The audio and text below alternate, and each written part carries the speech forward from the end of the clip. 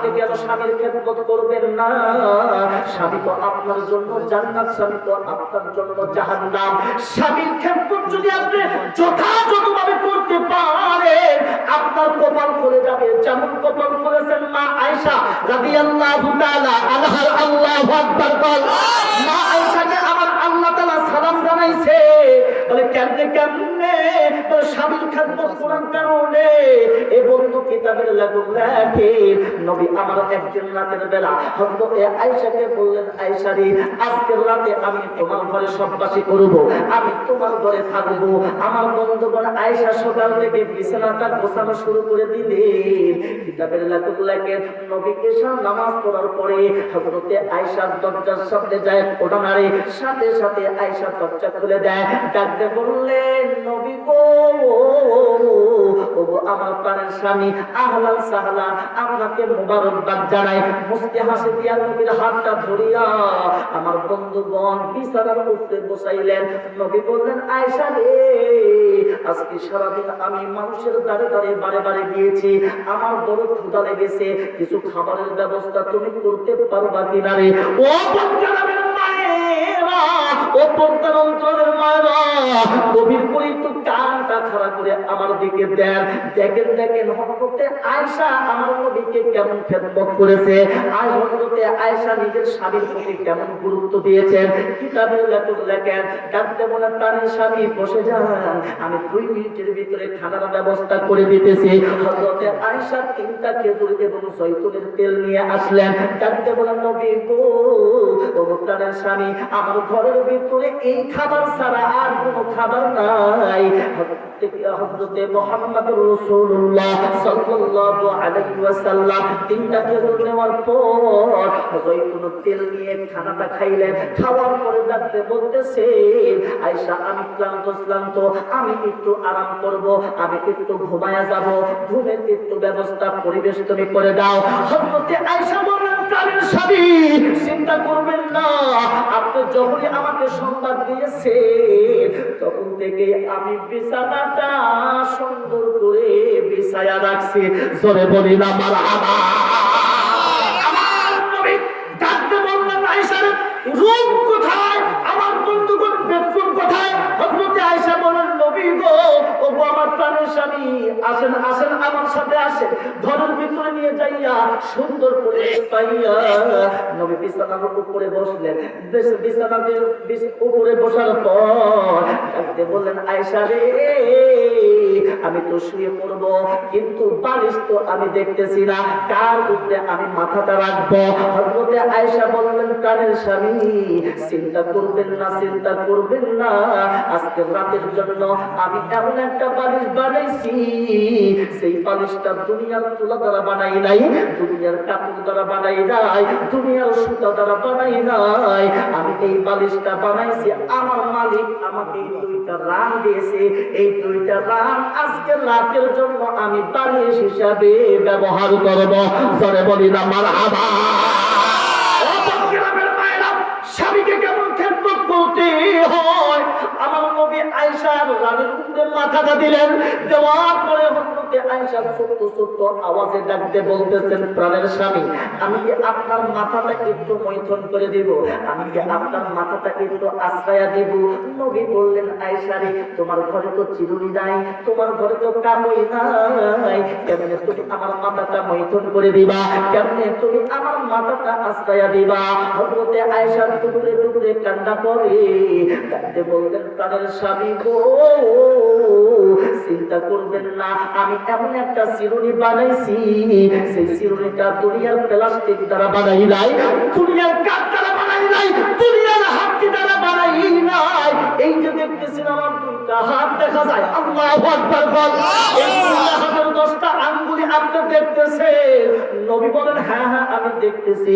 বললেন, এই 10টা আঙ্গুলি দ্বারা আমি চিরুনির কাজ করব, আমি আপনার মাথাটা মৈথুন করে দিব। কিতাবের লেখক লেখেন, হযরতে আয়েশা আমার নবীর মাথার ভিতরে 10টা আঙ্গুল ঢুকায় দিলেন, চুলগুলি এপাশ ওপাশ করে দিলেন, আলতো করে মাথাগুলি টিপে দেয়। আমার নবী ডাক দিয়ে বলেন, আয়েশা রে, আজকে তোমার প্রেম দেখা, তোমার খেদমত দেখা তোমার স্বামী তোমার উপরে খুশি হয়ে গিয়েছে। মারহাবা কল মারহাবা। এ আয়েশা রে, এই মুহূর্তে হযরত জিবরাইল আসে আমার কাছে আসার পর এই মুহূর্তে তোমার জন্য সুসংবাদ দিয়ে দিলেন। মারহাবা কল মারহাবা। কি সুসংবাদ? নবী গো প্রাণের স্বামী একটু জানায়া দেন। বলতেছে একটাই মাত্র সুসংবাদ, তুমি এই মুহূর্তে আমার কাছে যা চাইবা আমি পয়গম্বর সেটাই দিয়ে দিব, আমার মালিক সেটাই দিয়ে দিবে। এইবার আয়েশা বললেন নবী গো, ও আমার প্রাণের স্বামী, আমি টাকা চাই না, বাড়ি চাই না, গাড়ি চাই না, আমি স্বর্ণ অলংকার চাই না, আমি খিরিকি চাই না। কথা বলেন ঠিক না?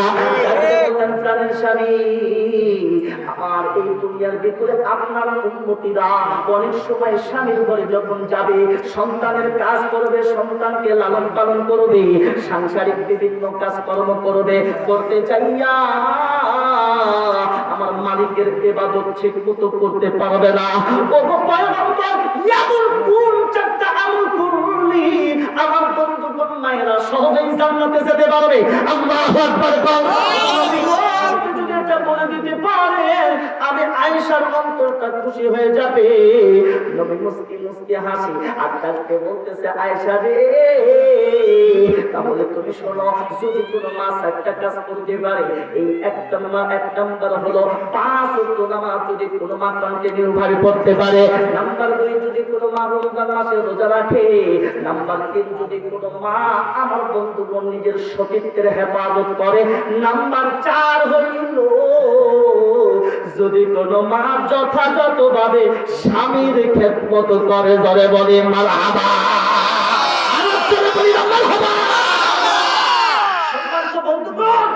আপনাদের এই বনগ্রামের মা বোনদের কি অবস্থা এটা জানি না, কিন্তু আমাদের নাটোরের মা বোনদের কথা বলতেছি, কোথায় যদি মিলে যায় আল্লাহু আকবার বলবেন। কথা বলেন ঠিক কিনা? আমাদের নাটোরের মা বোনরা কি করে জানেন? কিছু কিছু দাজ্জাল মার্কা মা আছে। কি মা আছে? দাজ্জাল মার্কা মহিলা। স্বামী বাইরে থাকে 10টা পর্যন্ত সাংসারিক কাজের জন্য, চাকরির জন্য অথবা ব্যবসার জন্য বাইরে থাকে, কষ্ট করে 10টার সময় যখন ঘরের মধ্যে আসে ডাকতে বলে অমুকের মা বাড়িতে আসো, দরজাটা খোলো। এইবার ম্যাডাম বলে দরজাটা খোলাই আছে, ঢুকে পড়ো। আমার বন্ধুগণ যখন ঢুকলো, ঢোকার পরে গাটা শরীর টরীর সবকিছু ফ্রেশ হতে হবে। ডাকতে বলতেছে আমার সমস্ত শরীর ধুলায় জর্জরিত, আমি একটু ফ্রেশ হবো, একটু পানির ব্যবস্থা করো। কোনো সমস্যা নাই, বাথরুম খোলা আছে, টয়লেটে যাও, ওখানে ট্যাপের ব্যবস্থা আছে, ট্যাপ ঘুরাইলেই পানি পড়বে। কথা বলেন ঠিক কিনা? আমরা সেখানে গেলেন, আমার বন্ধুগণ হাত মুখ ফ্রেশ হয়ে এবার ডাকতে বলতেছে সারাদিন বাহিরে ছিলাম, পেটে অত্যন্ত ক্ষুধা লেগেছে, একটু খাবারের ব্যবস্থা করো।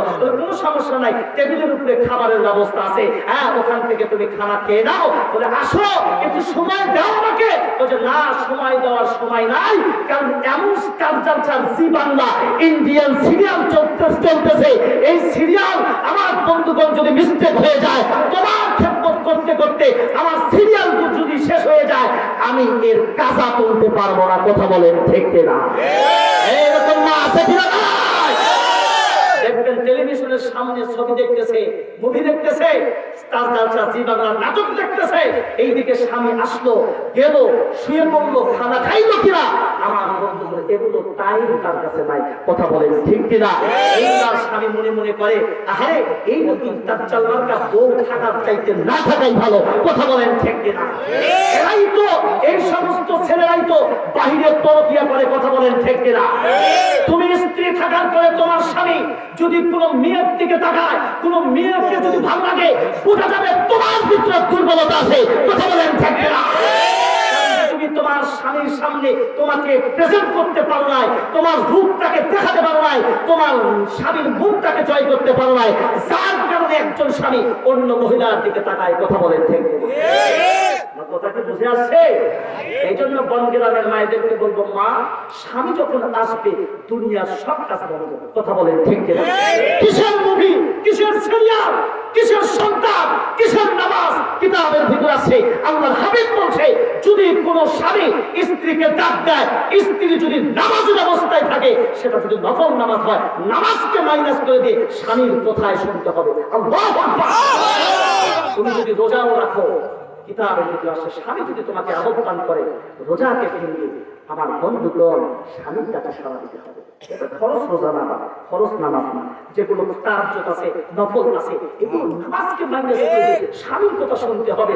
আর তুমি ইহুদি খ্রিস্টান কৃষ্টি কালচার তাদের পরিচালিত মুভি দেখার দোহাই দিয়া স্বামীকে তুমি মাইনাস করে দিলে, স্বামীর প্রেম মহব্বতকে তুমি মাইনাস করে দিলে, স্বামীর খেদমতকে মাইনাস করে দিলে, তোমার দুঃখ, তোমার কপালে জুতার বাড়ি আর ঝাঁটার বাড়ি। কথা বলেন ঠিক কিনা?